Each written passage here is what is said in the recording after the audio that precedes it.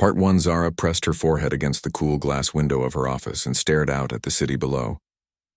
The lights of the capital stretched for miles in every direction, a sea of blue and silver that marked the heart of the Kelvani's empire. She had lived here all her life, working in the Imperial Museum of Lost Civilizations for the past 6 years. It was a good job, respected and stable. Most days she felt grateful. Today was not one of those days. The morning had started badly when her supervisor announced another lecture tour about the myths of ancient civilizations.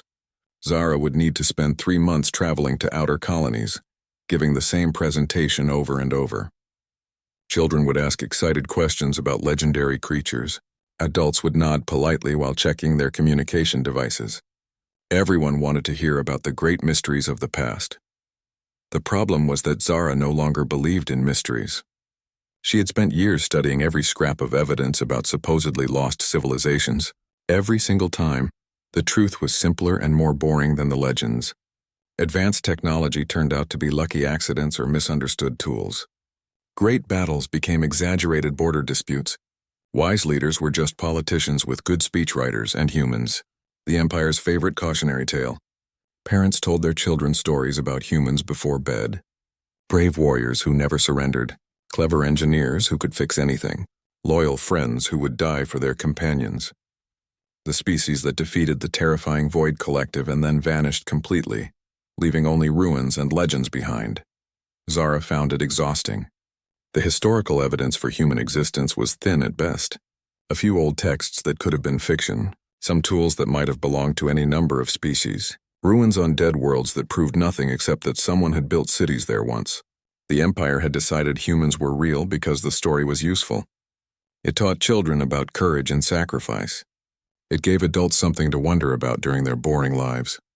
She turned away from the window and looked at her desk. Papers covered every surface, all waiting for her signature or review. Another day of approving museum displays and correcting historical inaccuracies in student papers.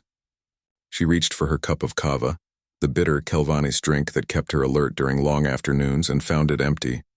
Her communication device chimed. The display showed a message from the museum's receiving dock. A salvage crew had returned from the forbidden sectors with artifacts for examination. They were requesting an immediate review. Zara almost ignored it. Salvage crews always thought their findings were urgent. Usually they brought back worthless junk from failed mining operations or abandoned space stations. But the forbidden sectors were different. Those regions of space had been sealed off by the Empire 200 years ago after a series of unexplained disasters. Ships that entered either disappeared or returned damaged and empty. The official explanation blamed unstable stellar phenomena. The unofficial rumor suggested something worse lurking in the dark. Curiosity won over caution. She grabbed her data pad and headed for the receiving dock, taking the rapid transit tubes that connected the museum's various buildings. The dock was located on the lowest level, a massive underground chamber with reinforced walls designed to contain dangerous materials until they could be properly examined. When she arrived, she found the dock supervisor arguing with 3 crew members wearing the patched coveralls of independent salvagers. These were not official Empire ships. They worked on the edges of legal space, recovering whatever they could sell and staying one step ahead of the authorities. The supervisor noticed Zara and waved her over with obvious relief. The salvagers had been insisting their find was important enough to bypass normal processing procedures. They wanted immediate payment and guaranteed anonymity. The supervisor wanted them to follow protocol. Zara looked past the arguing group to the object sitting in the center of the dock. It was a ship, or what remained of one. The hull was battered and scorched, covered in the kind of damage that came from centuries of exposure to radiation and micrometeor impacts. But the basic shape was intact, and something about it made Zara stop breathing for a moment. She had seen this design before.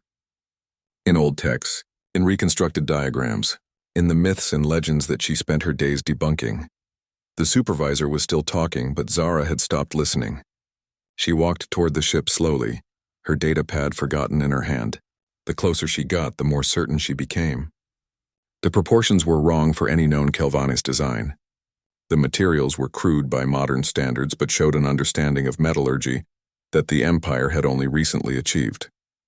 The ship was small, built for a crew of perhaps 5 or 6 with living quarters that looked cramped and uncomfortable. But it was the markings that made her heart race. Faded paint on the hull spelled out words in a language that Zara recognized from ancient texts. She had studied this language as part of her research, learning to read the few surviving documents that scholars believed might be genuine human writing. The name painted on the ship's side read, Pioneer's Hope. She turned to the salvage crew. Her voice came out steadier than she expected. She asked where they had found it. The captain, a scarred Kelvanis with 3 missing fingers on his left hand, seemed surprised by her calm reaction. He explained they had been exploring a debris field in the forbidden sectors, looking for anything valuable. The ship had been drifting alone, no power, no life signs. They almost left it behind because it looked like worthless junk. But his engineer noticed the hull material would not scan properly. Their sensors could not identify the alloy. That meant it might be valuable, so they brought it back. They expected to sell it for scrap metal. They had no idea it might be historically significant. Zara authorized emergency payment from the museum's discretionary fund, 3 times the usual rate for unclassified artifacts. She also guaranteed the crew's anonymity. They left happy, probably thinking she was foolish for spending so much on an old wreck. The supervisor tried to ask questions, but Zara waved him away. She needed to examine the ship alone without an audience. She waited until the dock cleared for the evening shift change, then approached the ship again with proper scanning equipment. The airlock was sealed but not locked. The mechanism was simple, designed for manual operation even without power. Zara's hand shook as she worked the release lever. Metal groaned. Ancient seals cracked and released stale air that had been trapped for who knew how long. Inside the ship was dark and cold. Her helmet light cut through the shadows, revealing a corridor barely wide enough for one person. Everything was functional, built for purpose rather than comfort. Storage compartments lined the walls, all empty now. The deck plates were worn smooth in the center where countless feet had walked the same path. She found the bridge at the front of the ship. 4 seats, basic controls, and a main display that was dark and dead. But tucked behind the captain's chair was a small compartment labeled in that same ancient language. Data core. Emergency backup. Zara's hands moved carefully as she extracted the data core. It was smaller than her palm, encased in a protective shell that showed no damage despite the ship's condition. She carried it like precious treasure back to her laboratory.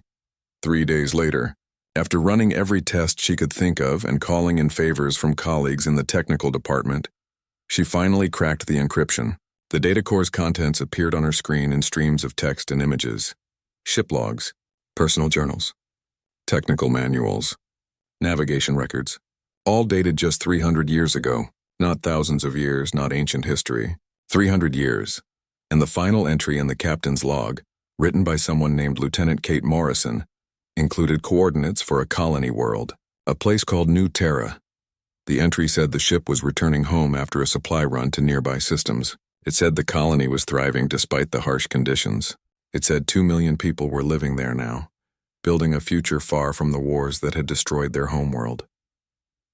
Zara checked the coordinates against the Empire's database. The system was marked as uninhabitable. High radiation, toxic atmosphere, extreme weather. No colony could survive there. It was impossible. But the data core was real.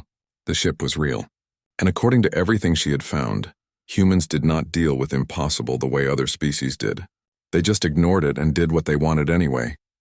She sat in her dark laboratory staring at the coordinates on her screen and realized her whole life was about to change. Zara spent the next week trying to convince herself not to do something incredibly stupid. She made lists of reasons why investigating the coordinates would be a terrible idea.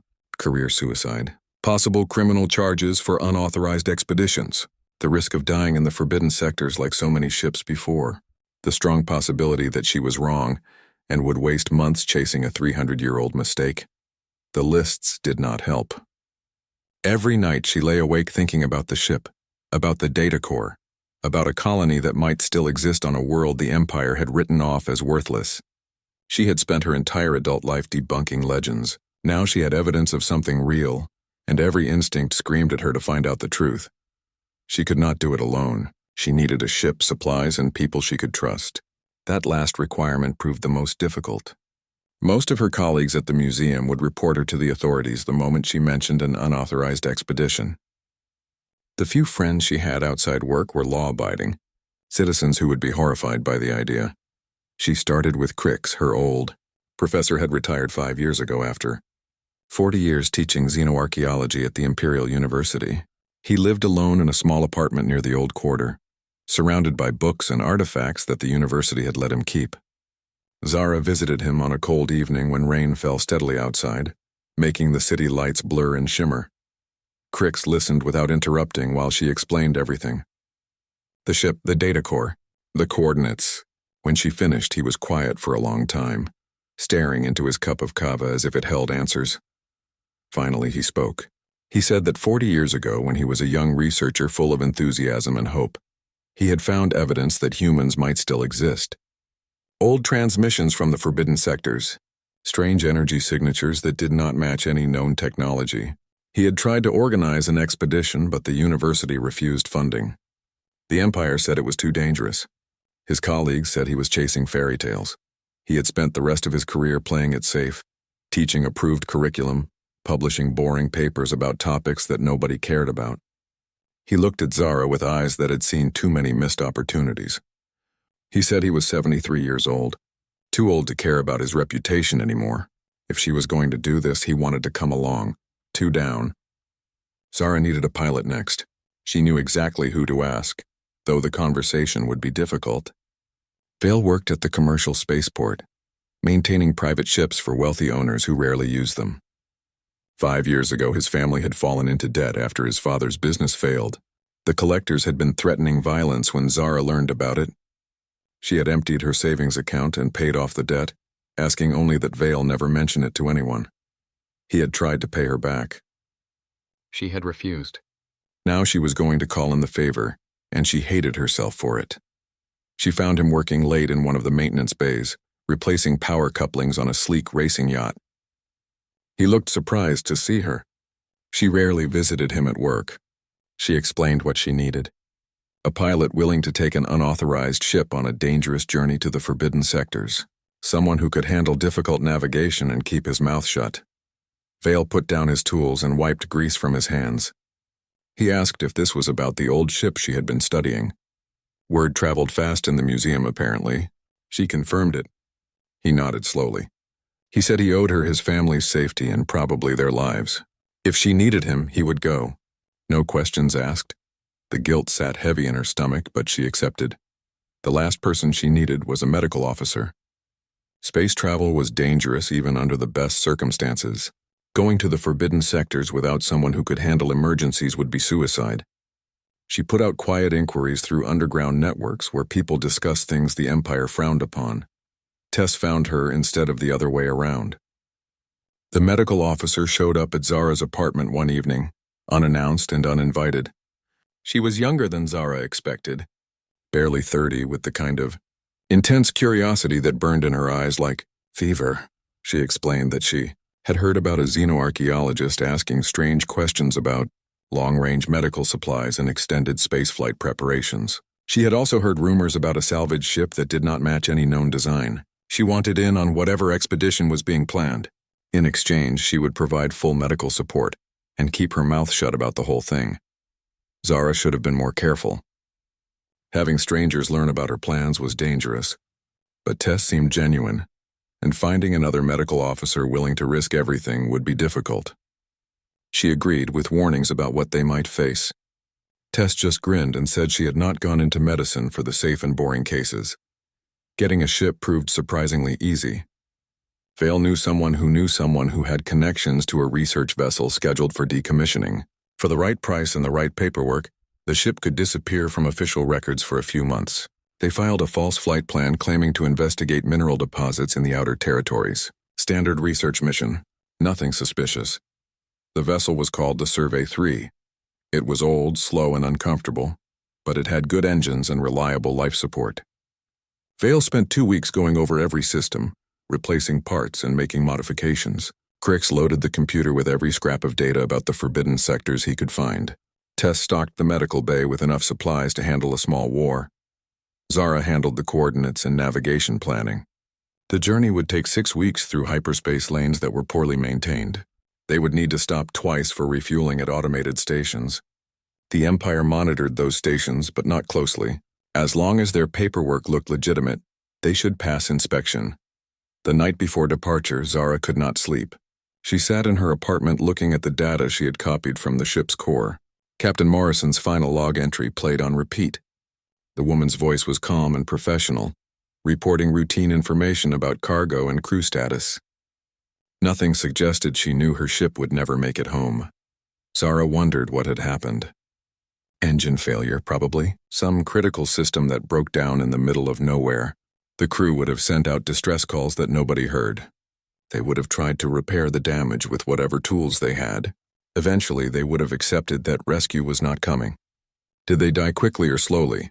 Did they know their ship would drift for 300 years before someone found it? She shook off the dark thoughts. They had a ship. They had supplies. They had a destination. In the morning, they would leave. Either they would find proof that humans still existed, or they would find nothing and return to their normal lives. Both outcomes seemed equally impossible. The launch went smoothly. Vale handled the controls like he had been born in a pilot seat. Crick settled into his quarters with a stack of books and files. Tess explored the medical bay, organizing equipment with practiced efficiency. Zara stood on the bridge, watching the Empire's capital fade behind them as they accelerated toward the jump point.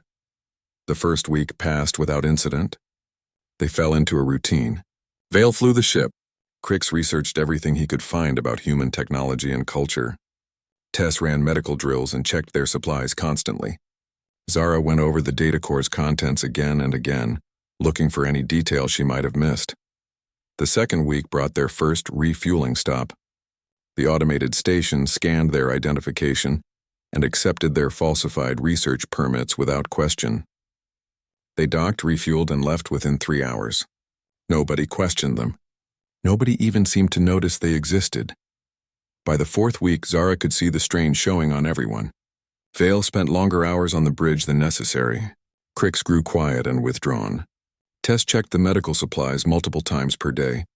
They were all dealing with the same fear. What if they found nothing? What if the colony was dead? What if this whole journey was a waste of time and resources? Worse, what if they found something and the Empire decided to punish them for looking? The fifth week brought them to the edge of the forbidden sectors. Vale slowed their approach, watching his scanners carefully for any sign of the mysterious dangers that had destroyed so many ships. They saw nothing unusual. No strange energy readings. No spatial anomalies. Just empty space and distant stars. On the morning of the 6th week, Vale brought them out of hyperspace at the coordinates from the data core. Everyone crowded onto the bridge, waiting to see what they had found. At first, Zara thought they had failed. The planet that appeared on their screens looked exactly as deadly as the Empire's surveys had claimed. Orange-red atmosphere thick with toxic compounds, violent storm systems that covered half the surface, radiation levels that would kill an unprotected Kelvanis in minutes. Then Tess pointed at the scanner display. There were structures on the surface, cities, and not ruins either. These were active settlements with power signatures, communication arrays, and organized street patterns. Agriculture zones where something was definitely growing. Industrial complexes that were clearly functioning. The population sensors put the number at just over 2 million individuals. Zara stared at the data, unable to process what she was seeing. The descent through New Terra's atmosphere was the most terrifying experience of Zara's life.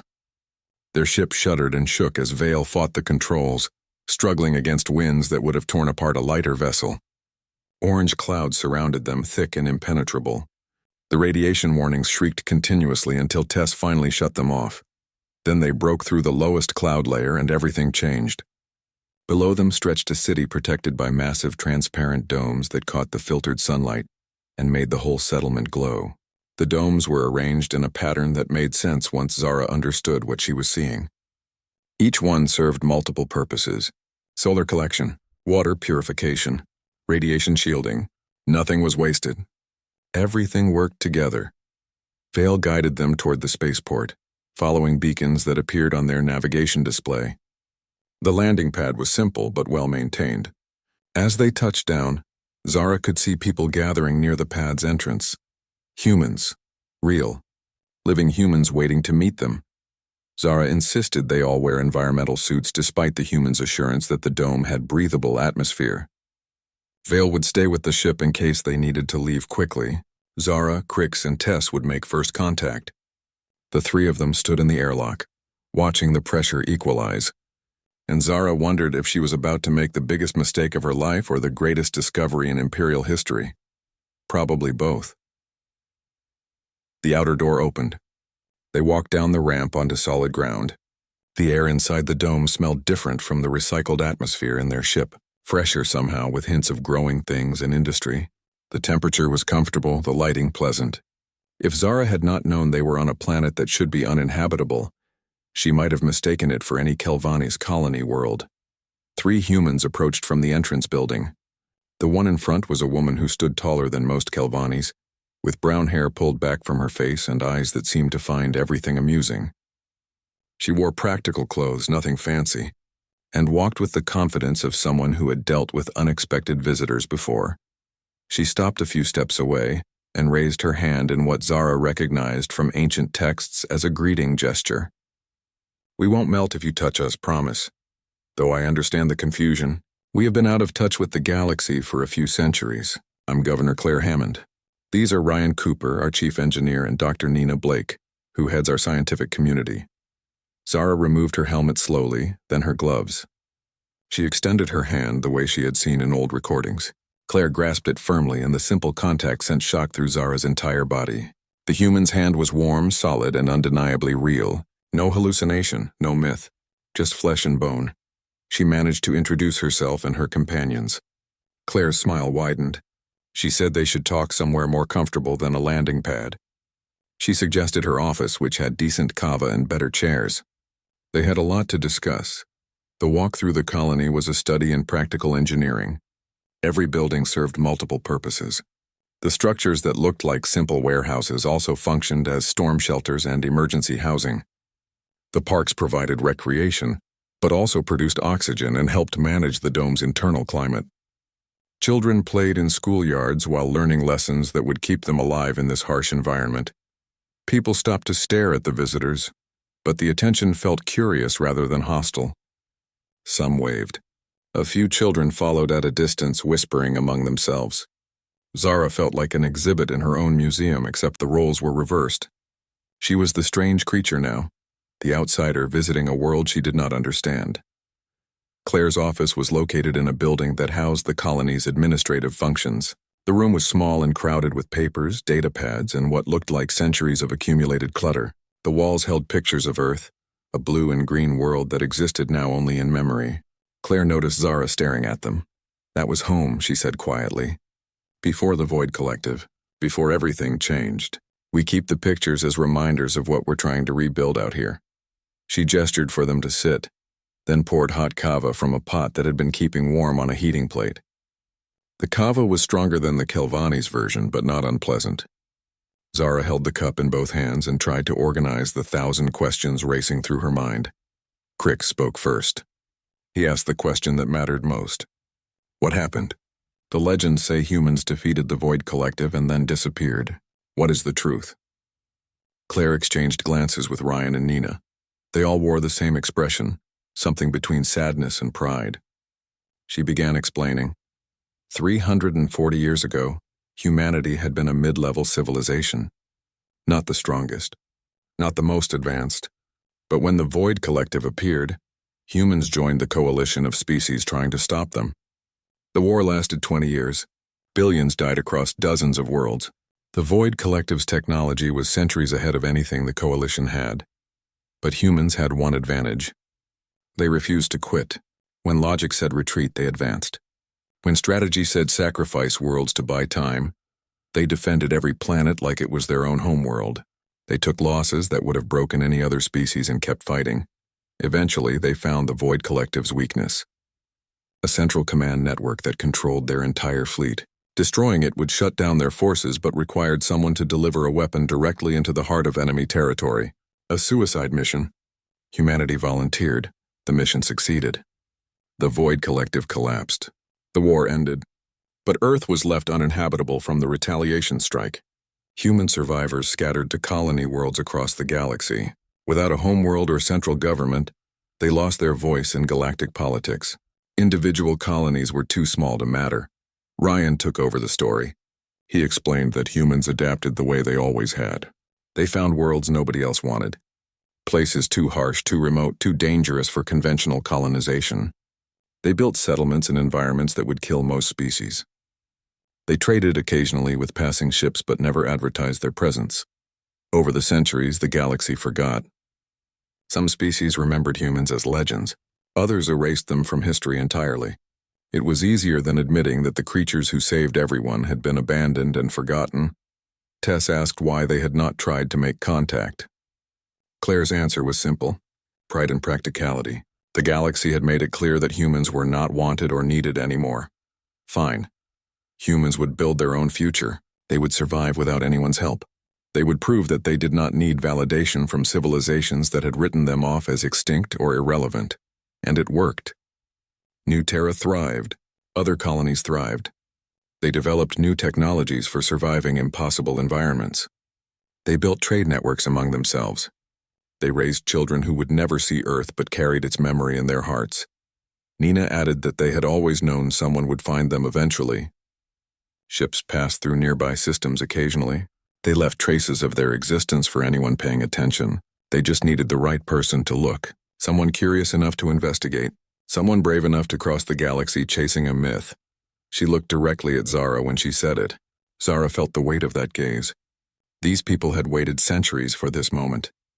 They had maintained their civilization in isolation, hoping that one day someone would care enough to find them. Zara asked the question that had been bothering her since they landed. How many colonies are there? How many humans are still alive? Claire pulled out a datapad and showed them a star map.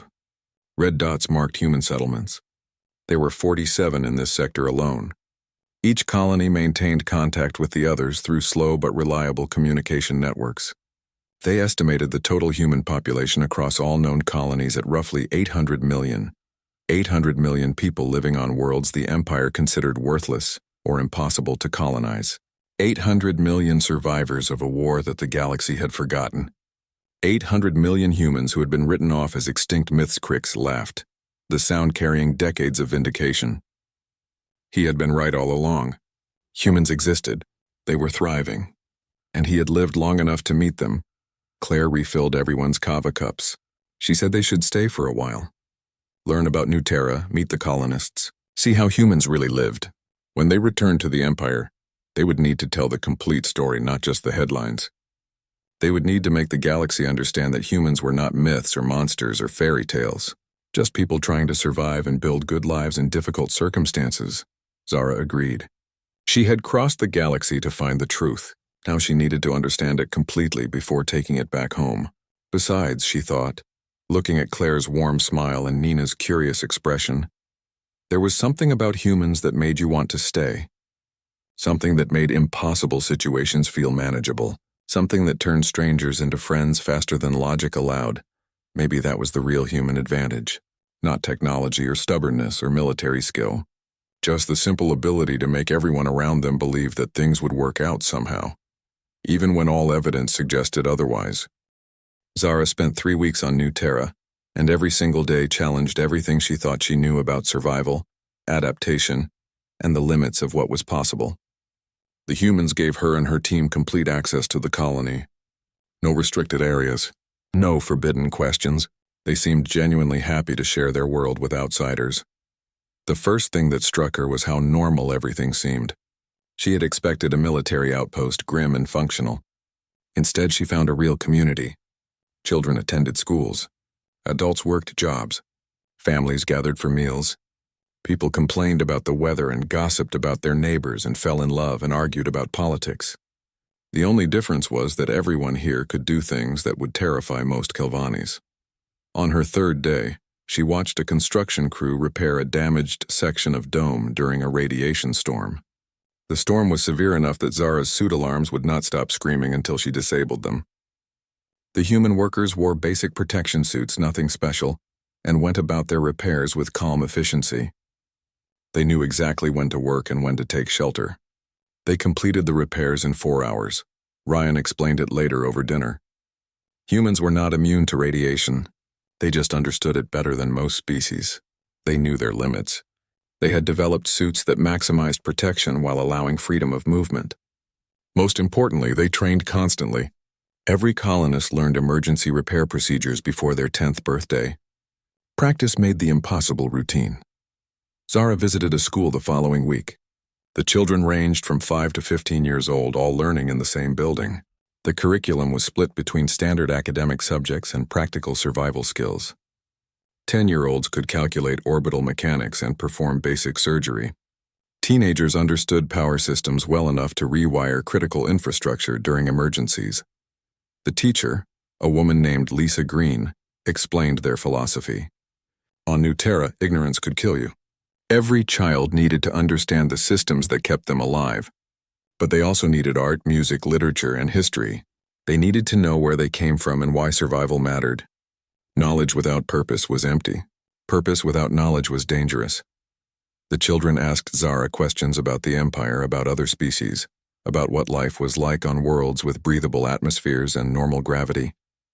Their curiosity was endless. They wanted to know everything. One girl, maybe 12 years old, asked if Kelvanis children learned about humans in school. Zara answered honestly. She said most Kelvanis children learned that humans were legends, myths that probably never existed. The girl looked disappointed but not surprised. She said her teacher told them the galaxy had forgotten, but forgetting worked both ways. Humans had stopped caring what the galaxy thought about them. That evening, Zara attended a town hall meeting. The colony gathered monthly to discuss important issues. This meeting focused on water rationing. One of their purification plants had broken down and repairs would take 6 weeks. The colonists needed to reduce water usage by 20% until the plant was fixed. The debate was passionate. People argued about the best way to distribute the shortage fairly. Some wanted equal rationing for everyone. Others suggested prioritizing families with children. A few proposed exemptions for critical industries. The arguments grew heated but never turned mean. When Claire finally called for a vote, the decision passed with 60% approval. What amazed Zara was what happened next. The people who had argued against the decision immediately started working to implement it. No complaints. No sabotage. They had lost the vote but accepted the outcome. The colony's survival depended on everyone working together. Personal preferences came second to collective needs. Tess spent most of her time in the colony's medical facility. She returned each evening full of stories about human medicine. They had developed treatments for radiation exposure that Kelvanis doctors believed impossible. They could repair damage from extreme environmental conditions using techniques that sounded like science fiction.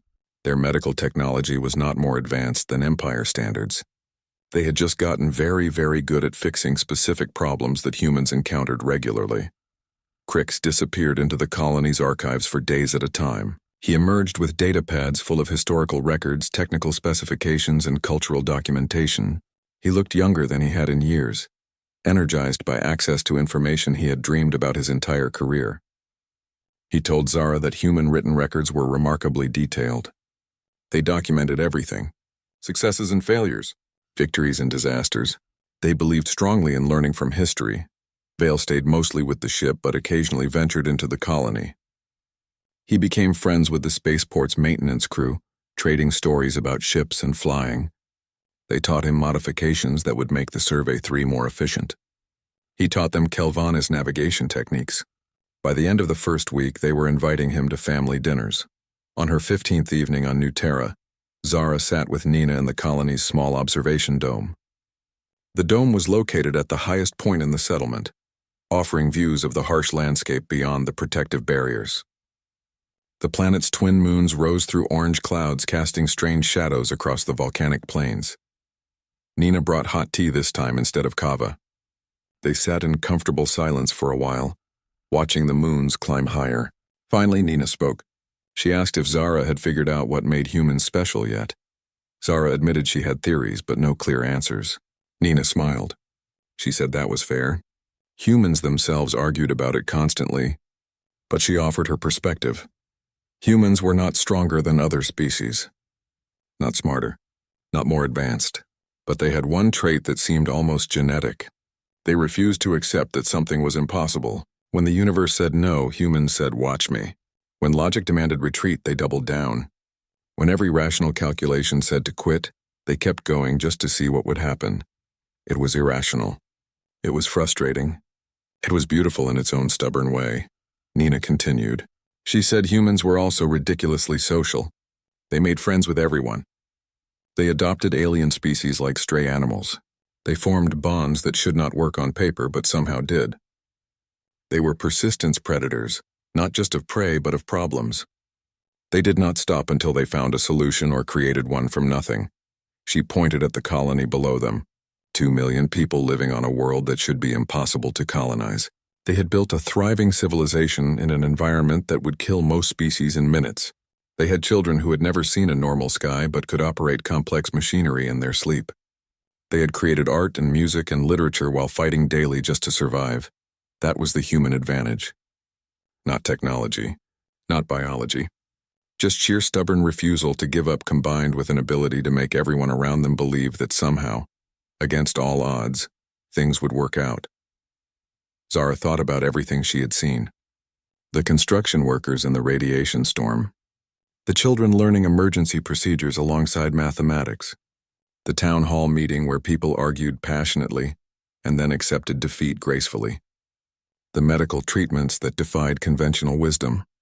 The archives documenting centuries of adaptation and survival. She finally understood why the myths had persisted. They were not entirely wrong. Humans were not magical or invincible, but they were genuinely different from most species she had studied. They approached problems from angles that seemed crazy until they worked. They built communities in places where logic said communities could not exist. They made friends first and asked questions later. She told Nina that humans were absolutely insane. Nina laughed and agreed completely. She said it was part of their charm. The galaxy had tried to forget them. But forgetting humanity was like trying to hold water in your hands. Eventually, they would slip through every barrier and show up where you least expected them. Zara asked if humans were ready to rejoin galactic civilization. She worried that contact with the Empire might change them. Nina shook her head. She said humans would not change just because someone remembered they existed. They had spent 3 centuries building their own way of life. They would share it with anyone interested, but they would not abandon it for approval from civilizations that had written them off. Besides, Nina added with a grin, the galaxy needed humans more than humans needed the galaxy. Who else would colonize the worlds everyone else considered worthless? Who else would solve the problems everyone else gave up on?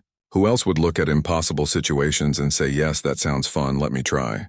They sat together watching the moons until late into the night.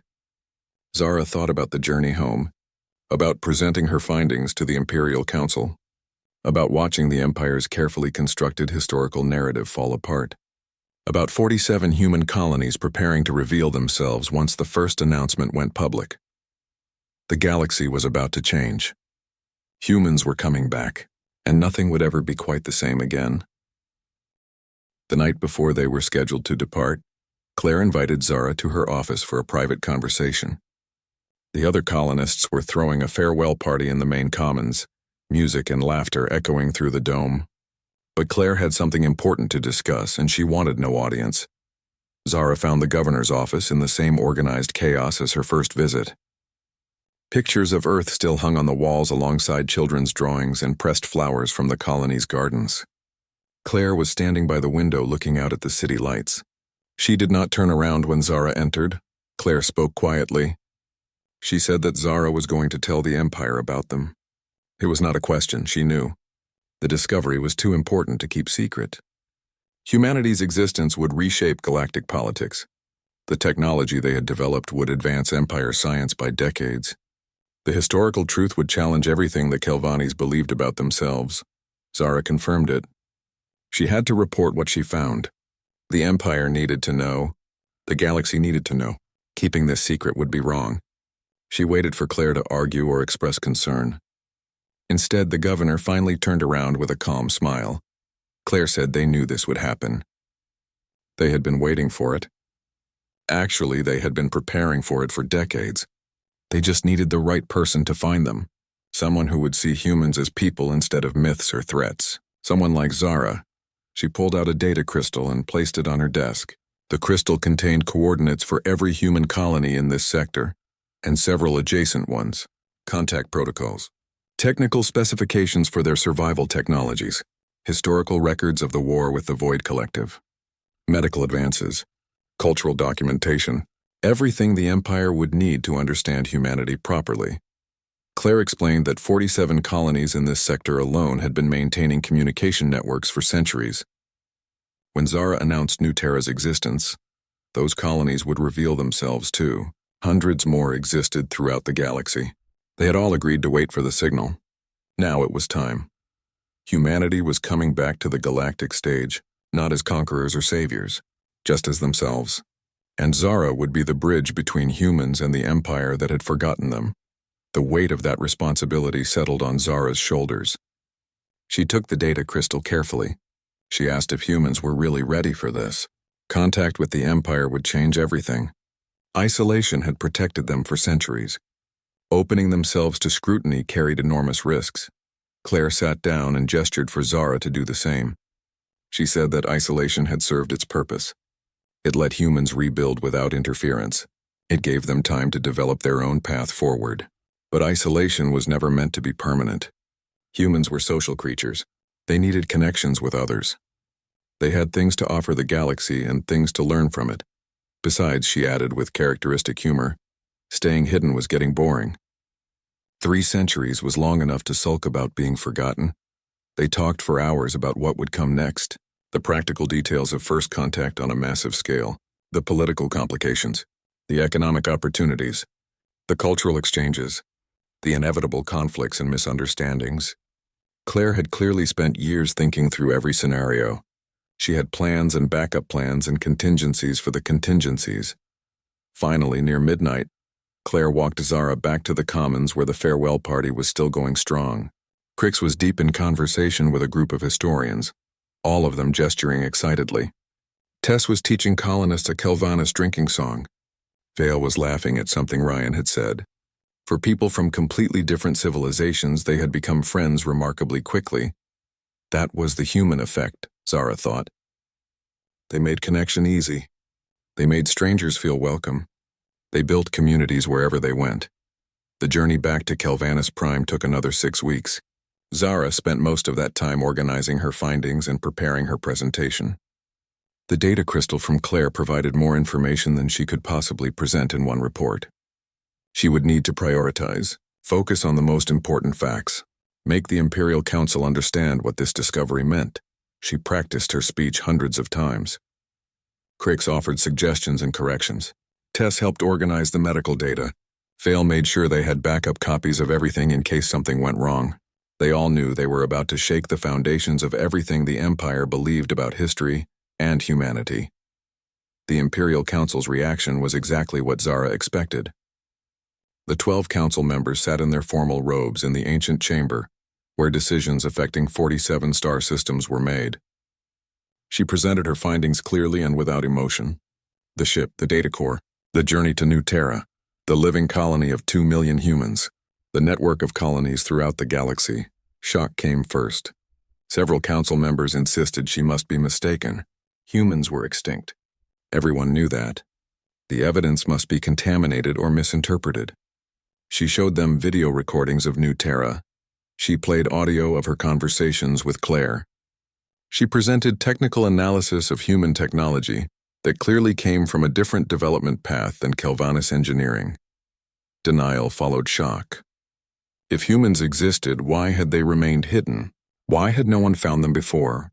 The council demanded proof that the colonies were really human, and not some elaborate deception. Zara provided genetic analysis, cultural documentation, historical records that matched the fragmented human texts in the Empire's archives. Anger came next. The Empire had believed itself to be the pinnacle of civilization. Learning that another species had not only survived catastrophic war, but thrived in conditions the Empire considered unsurvivable, was humiliating. Some council members wanted to suppress the information. Others suggested quarantining the human colonies. A few even proposed military observation to ensure humans posed no threat. But beneath the wounded pride and defensive posturing, Zara saw something else: curiosity, excitement, hope. The empire had stagnated for decades. The same old politics, the same old problems, the same old solutions that stopped working generations ago. Humanity represented something new. A different perspective, fresh ideas, proven techniques for surviving impossible situations. The debate lasted 3 days. Finally, the council voted to authorize official diplomatic contact. They would send a delegation to New Terra, ambassadors from 14 different Kelvani systems, trade negotiators, scientists, military observers. They would go carefully and cautiously, but they would go. Zara was offered a position leading the diplomatic mission. She declined. Instead, she accepted a different role. Humanity's liaison to the Empire. She would help both sides understand each other, bridge the gap between myth and reality, facilitate communication and prevent misunderstandings. It was the position she was uniquely qualified to fill. 3 months after her announcement, the first official diplomatic mission departed for New Terra. Zara watched the ships leave from the capital's main spaceport. She would follow in 2 weeks after finishing preparations. Crix was already on his way back, eager to spend whatever time he had left studying human culture firsthand. Tess had accepted a position at New Terra's medical facility, excited to learn techniques no Kelvanis doctor had ever seen. Vale had signed on as a regular transport pilot between human colonies and Empire worlds. On her last day before departure, Zara received a message from Claire. It was characteristically brief and warm. "Welcome to the family. Humans have a saying, we are stronger together. Looks like the galaxy is about to learn that lesson. Looking forward to the adventure. See you soon." Zara smiled as she packed her belongings. She had spent her career debunking myths and exposing the simple truth behind elaborate legends. Now she would spend it building bridges between species that should have stayed in contact centuries ago. The impossible had become possible. Humans were real, and everything was changing. As her transport lifted off from the spaceport, she looked down at the city where she had lived her entire life. It looked smaller somehow, less important. The Empire had been her whole world. Now she understood that the galaxy was far larger and stranger than any Kelvanis had imagined. Somewhere out there, 47 human colonies were preparing to announce their existence. Hundreds more would follow. 800 million people who the galaxy had written off as extinct were about to remind everyone that humans did not quit just because things got difficult. They adapted. They persisted. They thrived in environments that would destroy lesser species. And they made friends with everyone they met, turning strangers into family faster than logic allowed. The galaxy had forgotten humans once. It would not make that mistake again, because humans had a way of becoming impossible to ignore. They showed up where you least expected them. They solved problems you thought were unsolvable. They made you believe that maybe, just maybe, the impossible was only impossible until someone stubborn enough refused to accept it. Zara settled into her seat and pulled up the data files on her personal pad. So much to learn, so many connections to build, so many bridges to construct between worlds that had been separated by centuries of silence. It would be hard work. There would be setbacks and conflicts and misunderstandings. Some Kelvanis would resist change. Some